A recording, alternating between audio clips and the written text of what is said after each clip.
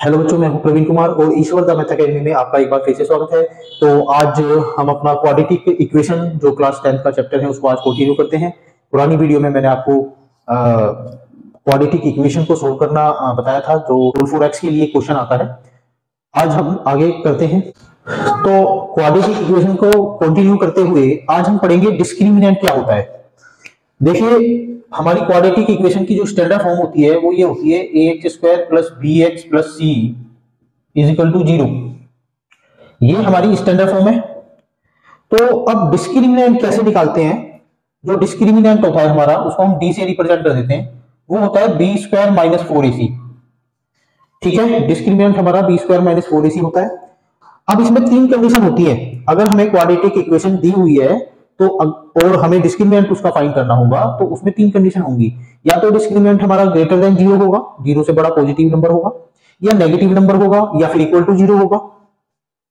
तो देखते हैं। तो इसमें हम नेचर ऑफ रूट फाइंड करेंगे कि नेचर ऑफ रूट पर एक क्वेश्चन जरूर आता है। ठीक है, ये बोर्ड से रिलेटेड क्वेश्चन की ही बात कर रहा हूं मैं, और अब सारे क्वेश्चन वही होंगे जो बोर्ड्स में आते हैं।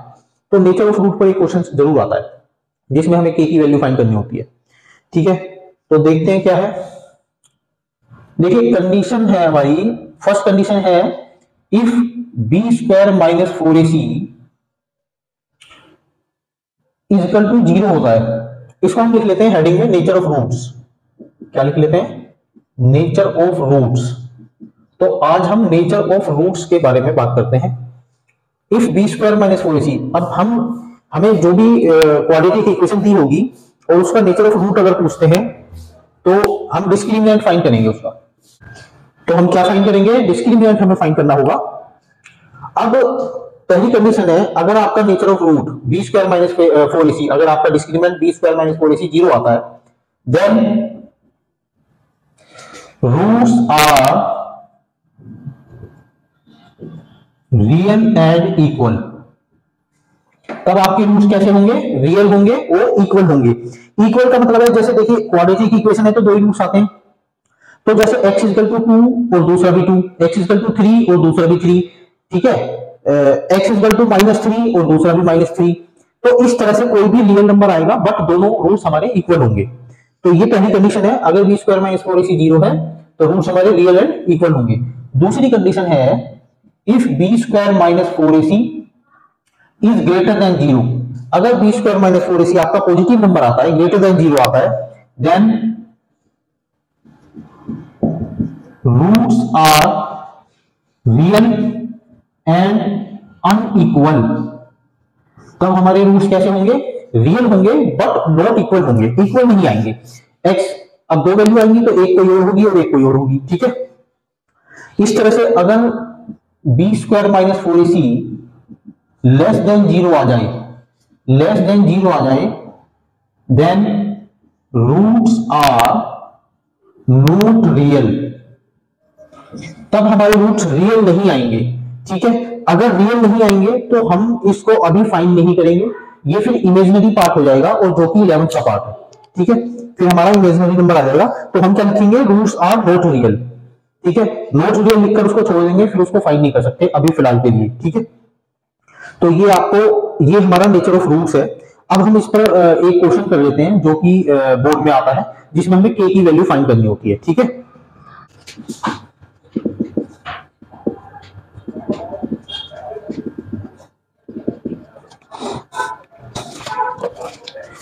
देखिए हमारा एक क्वेश्चन है k minus 12 within bracket multiply by X square plus 2 within bracket k minus 12 multiply by X plus 2 is equal to 0। हमें क्या करना है? इसके रूट्स हमें इक्वल गिवन है। ठीक है, हमें क्या बोला हुआ है? Roots are equal, then find the value of K. तो इसके रूट्स उसने खुद से ही बोला हुआ है कि इक्वल है। अब इसके रूट्स अगर इक्वल हैं तो बी स्क्वायर माइनस 4ac हम किसके इक्वल रखेंगे? 0 के, क्योंकि हमने तीन कंडीशन पढ़ी हुई है। अगर आपका discriminant B square minus 4ac 0 के इक्वल आता है तो roots are equal and real. But if b square minus 4ac is greater than 0 then roots are real but not equal, and if b square minus 4ac is less than 0 then roots are not real। तो तीन condition हमारे पास होती है। तो हमें यहां पर दिया हुआ है रूट्स आर इक्वल। अगर रूट्स इक्वल हैं तो फिर बी स्क्वायर माइनस 4ac 0 पे इक्वल होगा। तो हम क्या लिखेंगे? सिंस रूट्स आर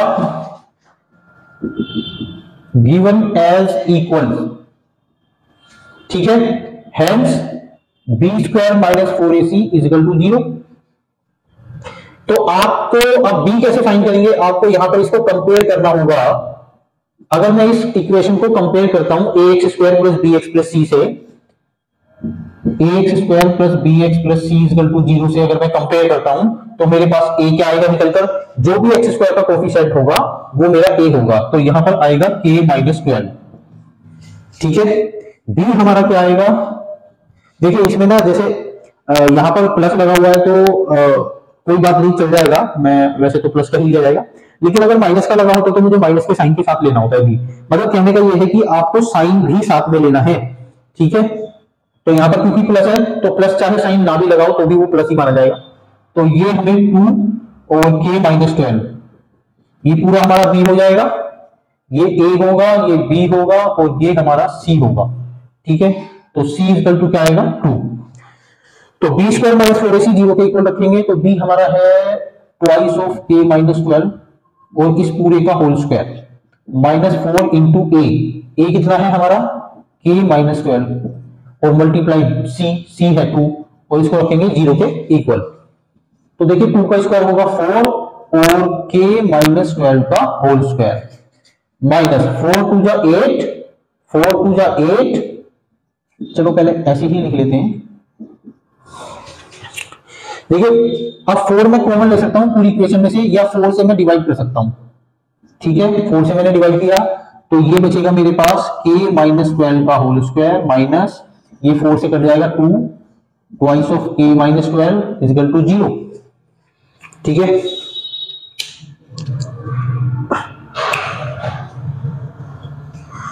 इसके दो तरीके हैं, या तो आप a माइनस बी का होल स्क्वायर की आइडेंटिटी लगाकर उसको ओपन करेंगे, या फिर k माइनस 12 इसमें भी है और k माइनस 12 इसमें भी है, तो मैं इन दोनों में से कॉमन ले सकता हूं, ठीक है। k माइनस 12 में कॉमन ले लेता हूं और यहां पर कर लेते हैं इसको।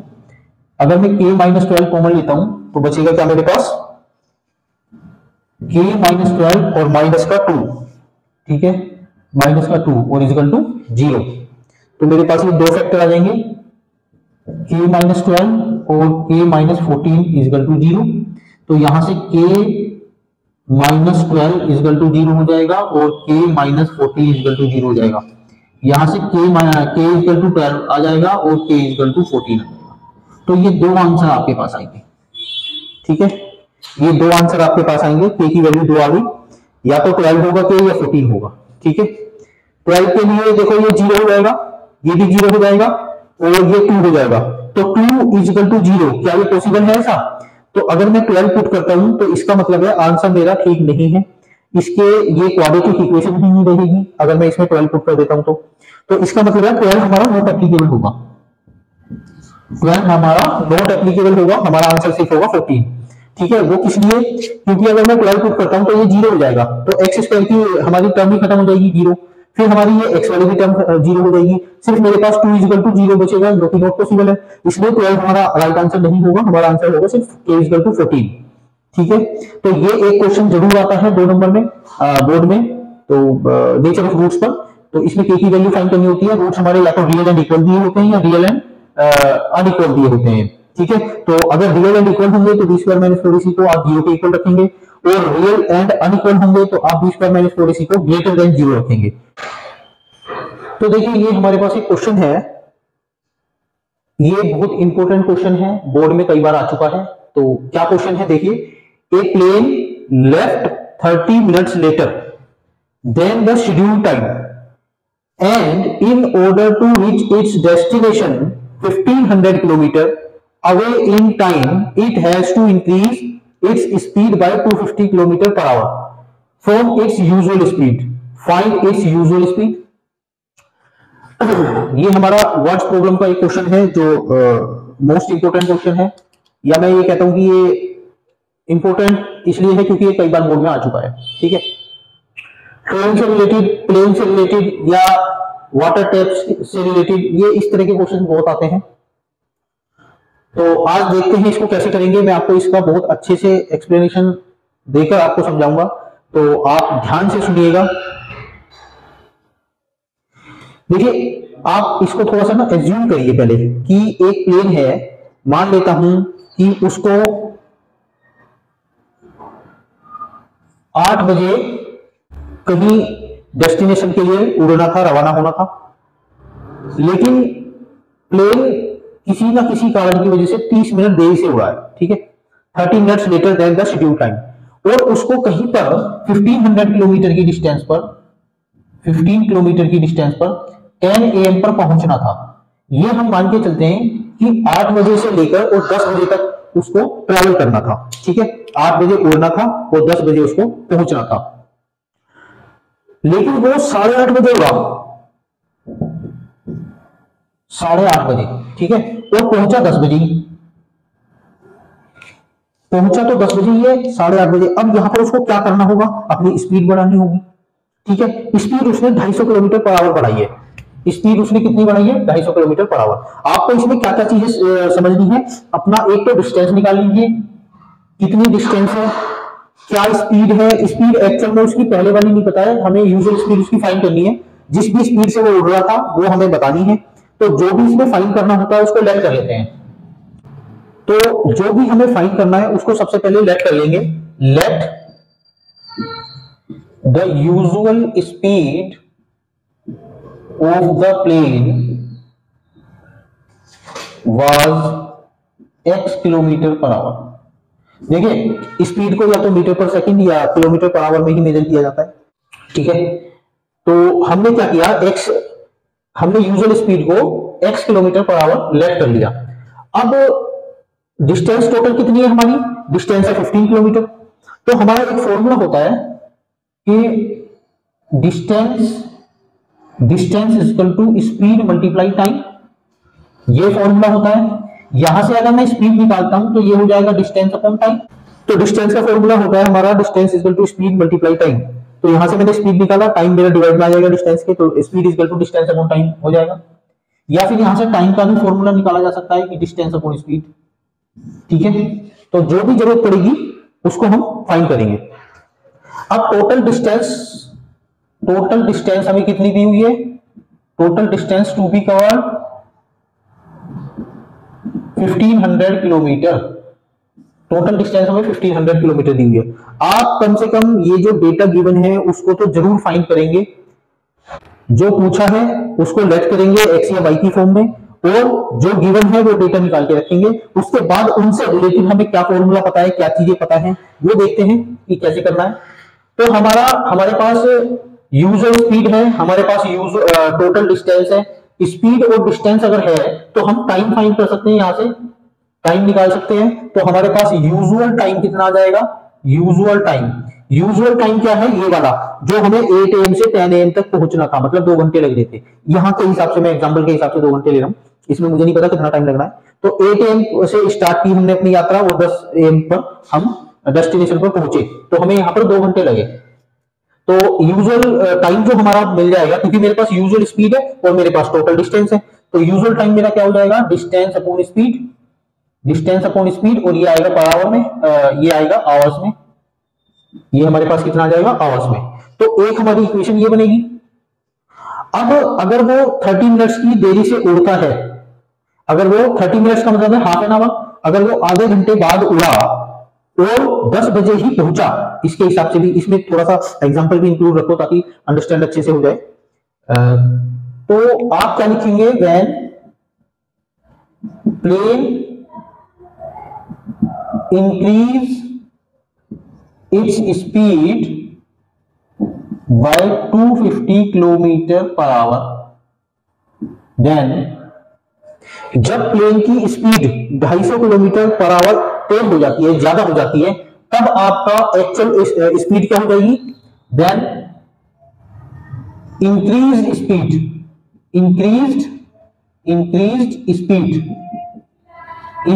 स्पीड क्या हो जाएगी, x plus 250 kilometre per our, x plus 250 kilometre per our, ठीक है।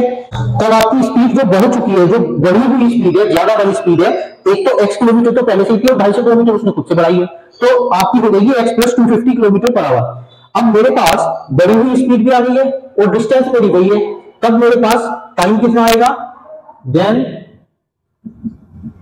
टाइम इज इक्वल टू क्या आ जाएगा 1500 distance upon speed x plus 250 hours. तब मेरे पास टाइम ये आएगा। अब देखिए मेरे पास दो टाइम आ गए हैं, एक तो ये वाला टाइम है जो यूजुअल टाइम है, यहां के हिसाब से अगर मैं देखता हूं तो ये 2 घंटे है, यहां के हिसाब से ये 2 घंटे है। तो एक मेरे पास वो टाइम है जब स्पीड बढ़ी थी, अगर स्पीड बढ़ेगी और डिस्टेंस हमारी सेम रहेगी तो टाइम हमारा कम लगेगा, अगर मैं स्पीड तेज रखता हूं तो टाइम कम लगेगा। ठीक है, तो हम क्या करेंगे, ये वाला टाइम और ये वाला टाइम, दो टाइम है हमारे पास और दोनों को यहां से कंपेयर करेंगे। ये हमारा यूजुअल टाइम है जो कि 2 घंटे लगना था, ये हमारा वो टाइम है जब स्पीड इंक्रीज की गई थी, तो ये टाइम ये वाला रहेगा। ठीक है, क्योंकि हमें 10 बजे पहुंचना था और हम 8:30 बजे हमने अपनी यात्रा शुरू की। ये हमारा यूजुअल टाइम है जो कि 2 घंटे वाला है। ये हमारा टाइम वो है जब स्पीड बढ़ी थी, जब स्पीड बढ़ी थी तो क्यों बढ़ी थी, क्योंकि प्लेन लेट हो गया था, कितना लेट हुआ था, हाफ एन आवर, तो इसमें 1.5 घंटा लगा यहाँ के हिसाब से, एग्जांपल के हिसाब से। इसका मतलब ये हुआ कि ये वाला टाइम हमारा ज्यादा है और ये वाला टाइम हमारा कम है, इसमें स्पीड ज्यादा है तो टाइम कम लगेगा। तो अगर हम टाइम से कंपेयर कर दें तो हमारी इक्वेशन बन जाएगी। तो जब टाइम से कंपेयर करेंगे तो इक्वेशन बनेगी, ये हमारा 2 घंटे है और ये हमारा 1.5 घंटे है एग्जांपल के हिसाब से, तो ये वाला टाइम ज्यादा है 1500 अपॉन x और 1500 अपॉन x प्लस 250। ठीक है, अब ये 2 घंटे वाला टाइम था और ये 1.5 घंटे वाला टाइम है, क्योंकि हमने स्पीड बढ़ाई है, तो हम क्योंकि देरी से प्लेन हुआ था तो स्पीड बढ़ानी पड़ी, स्पीड बढ़ानी पड़ी तो टाइम कम लगा। तो कितना टाइम था हमारे पास 30 मिनट, तो इसका मतलब है इसमें आधा घंटा कम लिया है क्योंकि दोनों सेम टाइम पर पहुंचे हैं। ठीक है, दोनों कंडीशन में सेम टाइम पर पहुंचना था, तो ये हमारा 2 घंटे का टाइम है और ये हमारा 1.5 घंटे का टाइम है। इसका मतलब है अगर मैं 2 घंटे में से 1.5 घंटे को सब्ट्रैक्ट कर देता हूं तो मेरे पास आएगा हाफ एन आवर, क्योंकि ये स्पीड और ये जो हमारी डिस्टेंस है ये किलोमीटर एंड आवर्स में है, तो इसलिए मैं उसको 30 मिनट ना लिख के आवर्स में ही लिखूंगा। ठीक है, तो 30 मिनट हमें दिया था, उसको 60 से डिवाइड करूंगा ताकि वो भी आवर्स में बन जाए, ये हमारी इक्वेशन बन जाएगी। तो इसको देखते हैं कैसे सोल्व करेंगे। 31 जा 30 और 32 जा 60, ऊपर से मैं 1500 कॉमन ले लेता हूं तो मेरे पास बचेगा 1/x माइनस 1/x प्लस 250। ठीक है, और इक्वल टू में 1/2 यही बचेगा।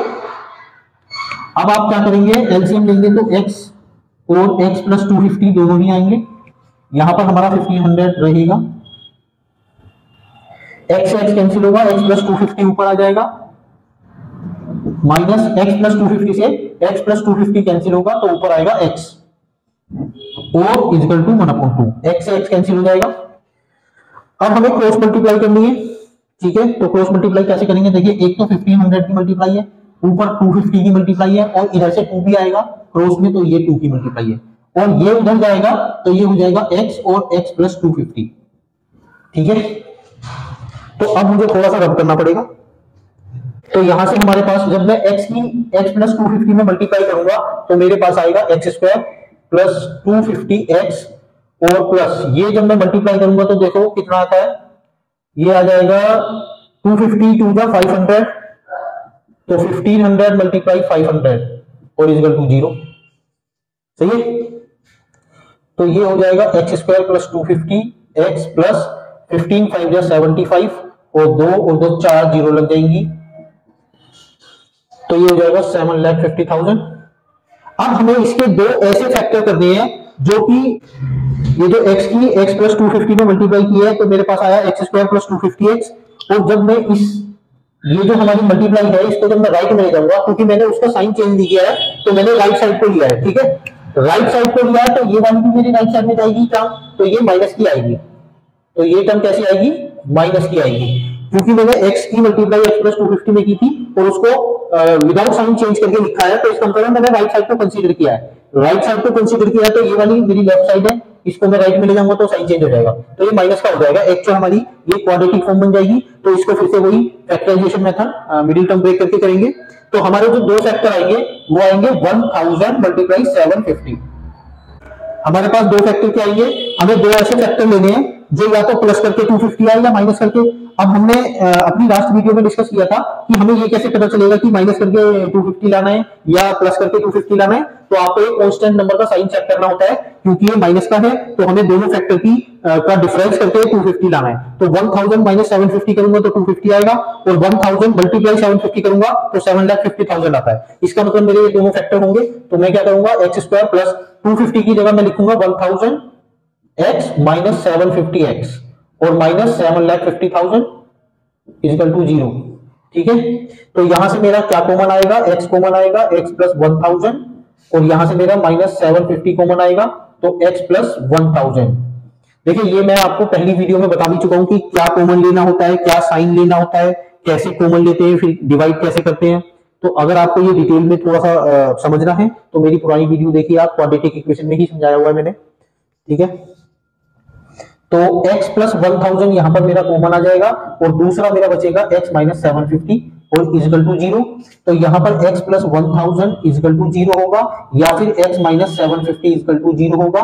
तो x इजिकल टू माइनस का 1000 आ जाएगा, जो कि नॉट एप्लीकेबल होगा, क्योंकि हमारी स्पीड वगैरह ये सब चीजें माइनस में नहीं होती हैं। तो x इजिकल टू मेरा 750 आ जाएगा, तो यही हमारा आंसर होगा। इसका मतलब है कि जो प्लेन की यूजुअल स्पीड थी वो 750 किलोमीटर पर आवर थी। ठीक है, ये क्वेश्चन इंपॉर्टेंट क्वेश्चन है, बहुत बार बोर्ड में आ चुका है। आपको मैं समझता हूं कि ये समझ में आया होगा। कोई डाउट हो तो आप मुझे कमेंट में डाउट भेज सकते हैं अपना, ताकि मैं आपकी प्रॉब्लम को रिजोल्व कर सकूं। और ये वीडियो आपको समझ में आई हो, अच्छा लग रहा हो थोड़ा सा, तो मुझे लाइक और सब्सक्राइब जरूर कीजिएगा। तो फिर आगे चलते हैं हम, तो देखते हैं कि ये हमारे पास एक क्वेश्चन है। ये बोटिंग एंड स्टीमिंग से रिलेटेड क्वेश्चन है, जो कि मोस्ट इंपोर्टेंट क्वेश्चन है बोर्ड के लिए। बोटिंग एंड स्टीमिंग या आपका ट्रेन वाले क्वेश्चंस, इस तरह के क्वेश्चंस में से एक क्वेश्चन आने की ज्यादातर चांस रहते हैं। तो यहां पर क्या दिया हुआ है, a motor boat whose speed in still water is 18 kilometre per hour. देखिए स्टिल वाटर का क्या मतलब है, स्टिल वाटर का ये मतलब है कि जब भी हम किसी मोटर की या बोट की स्पीड कंसीडर करते हैं वाटर में, तो कुछ वाटर की भी अपनी स्पीड होती है। तो हम क्या करते हैं कि वाटर की स्पीड को जीरो मानकर, जीरो कंसीडर करके तब हम मोटर की स्पीड को कैलकुलेट करते हैं। तो ये जो मोटर की स्पीड दी है ये हमें स्टिल वाटर में दी है। इसका मतलब है ये स्पीड तब मानी जाएगी, तब कंसीडर की जाएगी जब वाटर की स्पीड आपकी 0 किलोमीटर पर आवर थी। ठीक है, तो एक मोटर बोट की स्पीड 18 किलोमीटर पर आवर है, and it takes 1 hour more to go 24 kilometre upstream that to return downstream to the same spot. अब ये upstream and downstream क्या होता है, देखिए जिस तरफ वाटर फ्लो करता है उसको डाउन स्ट्रीम बोलते हैं, और उसकी अपोजिट डायरेक्शन को अप स्ट्रीम बोला जाता है। ठीक है, तो इसमें हमें एक बात यह समझनी होगी कि मोटर की स्पीड में और वाटर की स्पीड, दो तरह की स्पीड हो गई आपकी। तो अगर हम अप स्ट्रीम की बात करते हैं तो इसका मतलब है हम जिस तरफ वाटर फ्लो कर रहा है उसके अपोजिट डायरेक्शन में जा रहे हैं।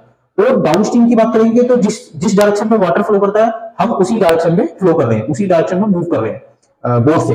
तो इसका मतलब है डाउन स्ट्रीम में दोनों की स्पीड ऐड हो जाती है, क्योंकि वाटर भी एक ही डायरेक्शन में जा रहा है और बोट भी एक ही डायरेक्शन में जा रही है उसी डायरेक्शन में, तो दोनों की स्पीड फास्ट हो जाएगी, तो ऐड हो जाती है। अप स्ट्रीम में क्या होता है, अब वाटर में जो मोटर बोट है वो अपोजिट डायरेक्शन में फ्लो करती है। तो अप स्ट्रीम में हम क्या करते हैं, अप स्ट्रीम में वाटर की जो स्पीड है उसको सब्ट्रैक्ट कर देते हैं मोटर की स्पीड से, क्योंकि दोनों अपोजिट डायरेक्शन में फ्लो करते हैं। ठीक है, तो क्या करेंगे इसमें, सोल्यूशन कैसे होगा इसका देखते हैं। अच्छा, हमसे जो पूछा है मैक्सिमम टाइम्स क्या होता है, जो भी पूछा जाता है उसी को लेट कर लिया जाता है। अब इसने पूछा speed of the stream, speed of the stream means speed of the water. तो हम क्या करेंगे, let speed of the stream be x kilometre per our.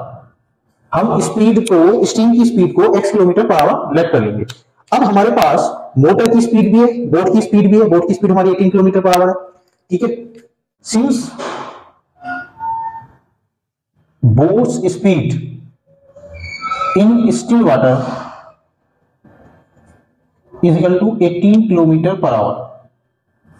ठीक है, 18 किलोमीटर पर आवर हमें बोट की स्पीड दी हुई है। तो इसका मतलब हमारी जो speed of upstream, speed of upstream क्या हो जाएगी हमारी 18 plus x kilometre per our. Sorry, speed of upstream हमारी क्या हो जाएगी 18 माइनस एक्स, 18 माइनस एक्स हो जाएगी। देखिए इसमें ना बहुत से बच्चों को ये कंफ्यूजन रहता है कि मुझे x में से 18 को सब्ट्रैक्ट करना है या 18 में से x को सब्ट्रैक्ट करना है। तो बहुत से स्टूडेंट इसको क्या करते हैं, इसको गलत कर देते हैं कभी कभी। उनको ज्यादातर यही याद रहता है कि x माइनस 18 करना है। तो आपको ये याद नहीं रखना है कि x माइनस 18 करना है। आपको याद रखना है कि बोट की स्पीड में से हमेशा वाटर की स्पीड को ही सब्ट्रैक्ट किया जाएगा, क्योंकि वाटर की स्पीड कम होती है बोट की स्पीड से। देखिए, अगर मैं थोड़ी देर के लिए मान लेता हूं कि नॉर्मल कंडीशन में अगर वाटर की स्पीड ज्यादा हो जाएगी बोट से, तो बोट चलाने का फायदा ही क्या है? फिर तो हम बोट की स्पीड, हम बोट को स्टार्ट ही नहीं करेंगे, वो अपने आप से ही चली जाएगी जहां तक भी डेस्टिनेशन तक जाना है। तो क्योंकि बोट को फास्ट रखेंगे तभी हम डेस्टिनेशन तक पहुंच पाएंगे। स्पीड ऑफ अप स्ट्रीम हमारी 18 माइनस एक्स किलोमीटर होगी, and speed of down stream की स्पीड में क्या होगा, बोट भी एक ही डायरेक्शन में फ्लो कर रही है एंड वाटर भी, मींस बोट जो है वो वाटर की डायरेक्शन में ही फ्लो कर रही है, मूव कर रही है। जिस तरफ वाटर फ्लो कर रहा है उसी तरफ बोट भी मूव करती है, ठीक है। तो दोनों की स्पीड ऐड हो जाएंगी इसमें। तो डाउन स्ट्रीम में हमारी 18 plus x kilometre per hour आ जाएगी, ठीक है। अब ये तो हमारी अप स्ट्रीम और डाउन स्ट्रीम की स्पीड आ गई। डिस्टेंस हमें कितनी कवर करनी थी? 24 किलोमीटर, ठीक है। तो हमारी डिस्टेंस क्या है? Distance to be covered is equal to 24 kilometre. अब देखिए, हमारे पास स्पीड ऑफ अप स्ट्रीम है, स्पीड ऑफ डाउन स्ट्रीम है एंड टोटल डिस्टेंस है। तो हम इनसे टाइम फाइंड करेंगे। तो हमारा टाइम क्या हो जाएगा? टाइम फॉर अप स्ट्रीम हमारा हो जाएगा 24 अपॉन 18 माइनस एक्स, ठीक है। 24 upon 18 minus x. And time for down stream,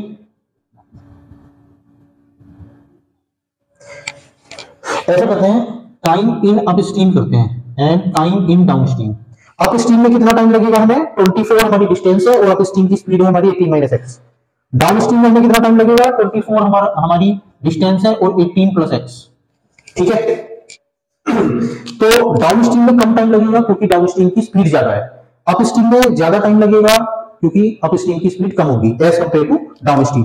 तो अब हमारे पास ये दो टाइम है, ठीक है। और उसने ये भी बोला है कि जो बोट है वो 1 hour more to go 24 kilometre upstream, तो वो ज्यादा समय लेती है अप स्ट्रीम में।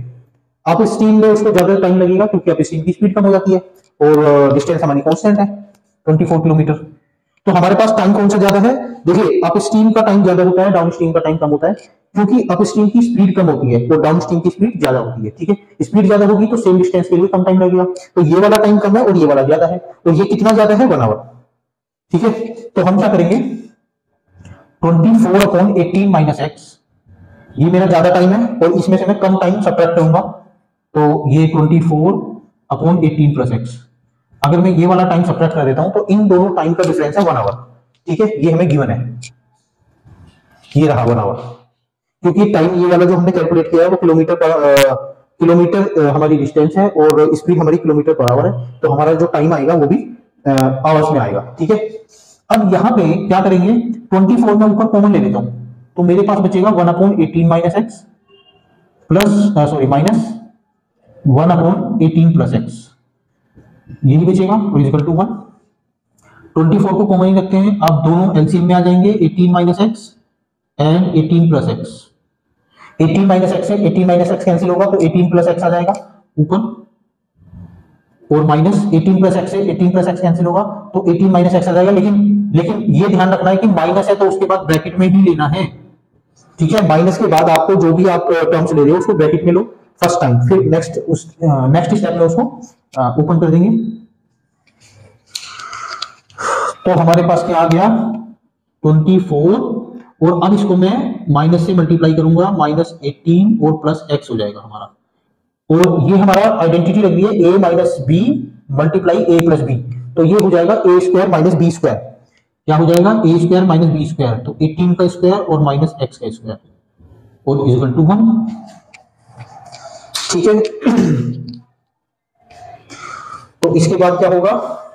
अब ये कैसे सोल्व होगा? देखिए, 18 से तो 18 कैंसिल हो जाएगा क्योंकि 18 एक माइनस का एक प्लस का है, x प्लस एक्स बचेगा मेरा 2x, तो 24 मल्टीप्लाई 2x और अपॉन में 18 का स्क्वायर कितना होता है? 324, ठीक है। 18 का स्क्वायर 324 होता है। अगर नहीं भी पता है तो मैंने आपको शॉर्टकट ट्रिक में आपको बताया हुआ है कि 2 डिजिट के नंबर का स्क्वायर कैसे किया जाता है। सबसे पहले यूनिट डिजिट का स्क्वायर करेंगे, 8 का स्क्वायर 64 आएगा, 64 का 4 आ गया और कैरी में 6, फिर 8 की मल्टीप्लाई 1 से करेंगे, उसके बाद 8 की मल्टीप्लाई 1 से करेंगे, 8 1 जा 8, और जब भी दो अलग डिजिट की मल्टीप्लाई करते हैं तो उसका डबल भी करते हैं, तो 8 1 जा 8 और उसका डबल 16, 16 एंड 6 24, 16 एंड 6 22, 22 का 2 कैरी में 2, ठीक है, कैरी में हमारा 2 आएगा। और फिर 10 डिजिट का स्क्वायर करेंगे, 1 का स्क्वायर 1, 1 + 2 3, तो ऐसे ही हमारा 18 का स्क्वायर 324 आएगा, माइनस एक्स स्क्वायर ऐसे ही रहेगा और इक्वल टू 1। अब हम क्रॉस मल्टीप्लाई करेंगे, ये हमारा जाएगा राइट में, तो ये हो जाएगा 48x इक्वल टू 324 और minus x square. Minus x square को लेफ्ट में लाऊंगा, प्लस का एक्स स्क्वायर हो जाएगा, और ये हमारा प्लस का 48x है, 324 को लेफ्ट में लाऊंगा तो माइनस हो जाएगा। अब इसके हमें फैक्टर करने हैं 324 के, तो हमारे पास 18 × 18 तो 28, क्योंकि ये 18 का स्क्वायर था, तो मुझे माइनस करके 48 लाना है। मुझे दो नंबर ऐसे लेने हैं, ये एक्चुअली फैक्टराइजेशन मेथड से होगा, तो मुझे दो नंबर कैसे लेने हैं कि मुझे माइनस करके 48 लाना है, क्योंकि कांस्टेंट का साइन हमें चेक करना होता है। कांस्टेंट का साइन अगर माइनस का है तो मुझे माइनस करके 48 लाना है, तो अगर माइनस करके 48 लाना है तो मेरे दोनों नंबर 48 से एक बड़ा नंबर होना चाहिए और एक छोटा, ठीक है। तो मैं क्या करूंगा, इसके दो फैक्टर और कर लेता हूं, 3 × 6 और मल्टीप्लाई 18। अब 18 की मल्टीप्लाई जब 3 से करूंगा तो ये आएगा 54 और मल्टीप्लाई 6, क्योंकि मैंने इन्हीं के फैक्टर लिए तो मल्टीप्लाई मुझे चेक करने की जरूरत नहीं, मल्टीप्लाई तो सेम रहेगी, और 54 - 6 होगा तो 48 आएगा। तो मैं क्या लूंगा, x स्क्वायर प्लस 54x और माइनस का 6x और माइनस का 324 इक्वल टू 0। यहां से मेरा x कॉमन आ जाएगा तो x प्लस 54 बचेगा, और यहां से मेरा क्या कॉमन आएगा, 6 कॉमन आएगा, तो x प्लस 54 बचेगा इक्वल टू 0। तो यहां से मेरा माइनस 6 कॉमन आया, तो यहां पर बचा प्लस का x, और माइनस से माइनस की डिवाइड होगी तो प्लस, और यहां से 6 से डिवाइड करेंगे तो 54 आएगा, ठीक है। अब इन दोनों में x प्लस 54 कॉमन है, और विद इन ब्रैकेट क्या बचेगा, x minus 6 equal to 0, x plus 54 equal to 0 और x माइनस 6 इक्वल टू 0। तो मेरे पास आंसर क्या आ जाएगा, देखिए x तो यहाँ पर माइनस का 54 आएगा, ये नॉट एप्लीकेबल है क्योंकि स्पीड कभी भी नेगेटिव नहीं होती। यहां से मेरा x इक्वल टू 6 आ जाएगा, तो x हमने क्या लेट किया था, x हमने लेट किया था स्पीड ऑफ द स्टीम, तो स्पीड ऑफ द स्टीम मेरी आएगी 6 km/h, तो ये हमारा आंसर होगा। इस तरह से जो भी बोटिंग एंड स्टीमिंग के क्वेश्चन है वो इसी तरह से होते हैं, उसमें आपको टोटल डिस्टेंस का पता होना चाहिए, जो डेटा है वो निकालने के लिए क्या है कि एक तो आप डिस्टेंस निकाल लीजिए कि अप स्टीम की डिस्टेंस क्या है और अप स्टीम की डाउन स्ट्रीम की डिस्टेंस क्या है, ठीक है। कभी कभी वो सेम देता है और कभी कभी डिफरेंट भी देता है। तो ये हमारी स्पीड ऑफ द बोट है, और स्पीड ऑफ द स्टीम या तो फाइंड करने को आता है, या फिर मैक्सिमम तो यही होता है कि स्पीड ऑफ द स्टीम ही पूछता है वो, ठीक है। अभी आगे देखते हैं, देखिए एक ये क्वेश्चन है हमारे पास, A takes 6 days less than the time taken by B to finish a piece of work. If both A and B together can finish it in 4 days, find the time taken by B to finish the work. तो ये time and work से related question है, जो कि आपका quadratic equation class 10 का ही एक question है, और बोर्ड से रिलेटेड बहुत इंपॉर्टेंट क्वेश्चन है, कई बार बोर्ड में आता है। क्योंकि हमारा फोकस अभी टोटली उन क्वेश्चनों पे है जो बोर्ड में आने हैं, तो मैं वही क्वेश्चंस कवर कर रहा हूं, तो आप देखिए उनमें से ये भी एक है। तो देखते हैं इसको कैसे करा जाता है। थोड़ा थोड़ा हम क्वेश्चन पढ़ के समझते रहेंगे, और जो जो डेटा गिवन है उसको हम लिखते रहेंगे, उसके बाद जो पूछा है वो कैसे करना है वो हमें इसी से पता चलेगा, ठीक है। तो उसके बाद जो हमें करना है, जो भी सॉल्यूशन जिस तरह से करना है वो गिवन डेटा से ही पता चलता है। तो यहां पर बोला हुआ है यहां पर देखिए ए एंड बी, ये दो पर्सन है जो किसी काम को करने में कुछ डेज लेते हैं। जैसे इसने बोला A take 6 days less than the time taken by B, तो इसने बोला कि जो ए है वो किसी काम को फिनिश करने में 6 दिन कम लेता है। 6 दिन कम किससे लेता है, बी से। तो मतलब अगर मुझे बी के डेज पता चल जाए, बी के नंबर ऑफ डेज, तो मैं उनमें से 6 डेज कम करके ए के नंबर ऑफ डेज फाइंड कर सकता हूं। तो मुझे अगर लेट करना पड़ा तो मैं बी के नंबर ऑफ डेज लेट करूंगा, ठीक है। बी के नंबर ऑफ डेज लेट करूंगा और उसमें से 6 माइनस कर दूंगा, तो मेरे पास ए के नंबर ऑफ डेज आ जाएंगे, ठीक है। तो हम क्या करेंगे, let B takes x number of days to finish the work alone.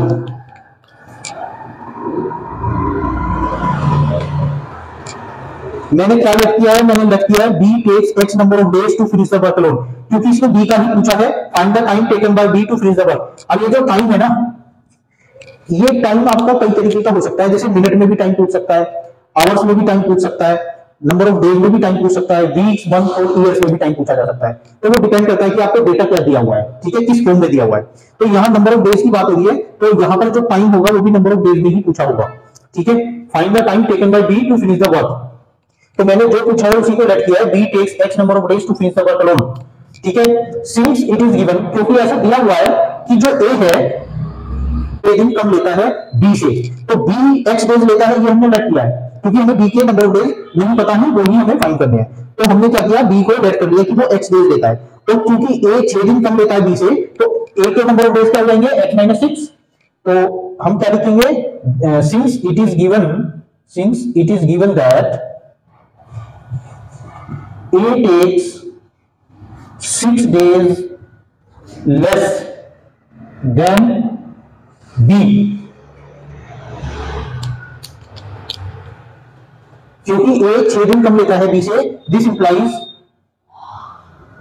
A's number of days to finish the work alone equal to कितना हो जाएगा, x माइनस 6। ये हमारा ए का नंबर आ जाएगा कि ए को इतना टाइम लगेगा किसी काम को पूरा करने में। अब देखिए, जैसे यहां पे मुझे टोटल डेज दिया हुआ है कि x डेज में बी काम करता है, तो मैं अगर बी का एक दिन का काम फाइंड करना चाहता हूं तो वो क्या हो जाएगा, इसका रेसिप्रोकल हो जाएगा। जैसे कोई पर्सन है किसी काम को 10 दिन में करता है, तो उसका एक दिन का काम कितना होगा, 1/10। या मैं कहता हूं कि कोई पर्सन है किसी काम को 4 दिन में करता है, तो उसका एक दिन का काम कितना होगा, 1/4 काम करेगा ना। जैसे या और अच्छा एग्जांपल के लिए समझ लेते हैं कि अगर कोई आदमी किसी काम को 2 दिन में करता है, तो उसका एक दिन का काम कितना होगा, आधा काम होगा। आधे का मतलब 1/2 होगा। तो 1/2 कैसे फाइंड किया है हमने, कि जितने दिन में वो काम पूरा कर पा रहा था उसको रेसिप्रोकल कर देते हैं, उसको 1 से डिवाइड कर देते हैं, तो उसका एक दिन का काम आएगा। अगर मैं 2 दिन का काम करूंगा तो 2 जो भी नंबर ऑफ डेज होगा वो कर दूंगा। अगर मैं 4 दिन का काम किसी को फाइंड करना चाहता हूं और वो x डेज में पूरा काम कर पाता है, तो उसको 4/x हो जाएगा, 4 डेज का काम, ठीक है। इसी तरह से हमारा ए एंड बी का, तो मैं यहां पर निकालूंगा A's 1 day work, this implies A's 1 day work कितना हो जाएगा, 1/x minus 6, and B's 1 day work ये कितना हो जाएगा, 1/x, ठीक है। दोनों का ये एक दिन का काम आ गया है हमारे पास। अब यहां पर देखिए क्या दिया हुआ है, both A and B together can finish it in 4 days। अगर दोनों मिलकर उसको 4 दिन में कंप्लीट कर पाते हैं, then find the time taken by B to finish the work। तो हम क्या करेंगे, हमें 4 दिन का काम निकालना होगा इनका। या फिर ऐसा करते हैं कि क्योंकि दोनों मिलकर जब काम करते हैं तो 4 दिन में पूरा होता है, तो दोनों का एक दिन का काम कितना होगा, 1/4, जैसा भी अभी मैंने बात की है। दोनों मिलकर अगर किसी उस काम को करते हैं, उसी काम को, तो 4 दिन में कंप्लीट हो पाता है, तो उनका एक दिन का काम कितना हो जाएगा, 1/4। तो मैं क्या करूंगा, यही लिखूंगा, since A plus B 1 day work equal to 1/4। तो हमें ए और बी का दोनों का जो टोटल काम है वो 4 दिन में कंप्लीट होता है, 4 डेज में, तो उनका एक दिन का काम कितना हो जाएगा, 1/4। क्योंकि ए और बी दोनों मिलकर किसी काम को 4 दिन में कंप्लीट करते हैं, 4 डेज में कंप्लीट होता है, तो उनका 1 डे का वर्क कितना होगा, दोनों का मिलाकर 1 डे का वर्क होगा 1/4, ठीक है, 1/4। तो मैंने यहां पर क्या लिखा है, A plus B 1 day work equal to 1/4। तो मेरे पास ए और बी का 1 डे वर्क अलग अलग भी है सेपरेटली, तो जब मैं दोनों को ऐड करूंगा तो ए और बी का 1 डे वर्क ये भी होगा। तो यहां पर करते हैं इसको,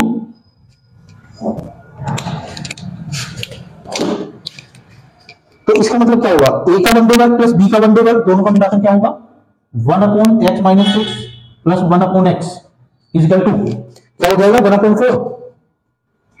यही तो इक्वेशन बनेगी। कैसे, ये ए का 1 डे वर्क है, ये बी का 1 डे वर्क है, जब दोनों ने मिलकर काम किया तो उनको 4 दिन लगते हैं कंप्लीट करने में काम को, ठीक है। जब दोनों मिलकर काम करते हैं तो दोनों को 4 डेज लगते हैं कंप्लीट करने में वर्क को, तो उनका एक दिन का काम होगा 1/4। और सेपरेटली जो मैंने एक दिन का काम यहाँ पर फाइंड किया हुआ है, उन दोनों को मैंने ऐड कर दिया, क्योंकि दोनों का एक ही दिन का काम है, दोनों मिलकर कर रहे हैं, तो ये दोनों का एक दिन का काम होगा, ठीक है, और वो हो जाएगा 1/4 के इक्वल। अब इसको आप सॉल्व कर सकते हैं, क्योंकि हम कई क्वेश्चन इस पर कर चुके हैं, ये आप खुद से करेंगे होमवर्क में। ठीक है, ये भी हमने किया है, मोटर बोटिंग एंड स्टीमिंग का जो क्वेश्चन किया था उसके सिमिलर क्वेश्चन है, तो इसको आप घर पर होमवर्क में करेंगे, क्योंकि फिर वीडियो ज्यादा लंबी हो जाएगी। ये मैं आपके लिए छोड़ देता हूँ, आप होमवर्क में कर सकते हैं इसको। आपको वीडियो अच्छी लगी हो तो मुझे लाइक और सब्सक्राइब कर दीजिए और शेयर भी कर दीजिए। मैंने मैक्सिमम क्वेश्चंस कवर करने की कोशिश की है इस पूरी वीडियो में, और एक वीडियो मैंने इससे पहले भी अपलोड की हुई है, आप उसको भी देख सकते हैं। इन दोनों वीडियो से हमारा 4th चैप्टर लगभग कंप्लीट है। अगर आपको कोई और डाउट आता है तो आप मुझे कमेंट में बता सकते हैं, तो ताकि मैं उसका सोल्यूशन आपको भेज सकूं। Thank you.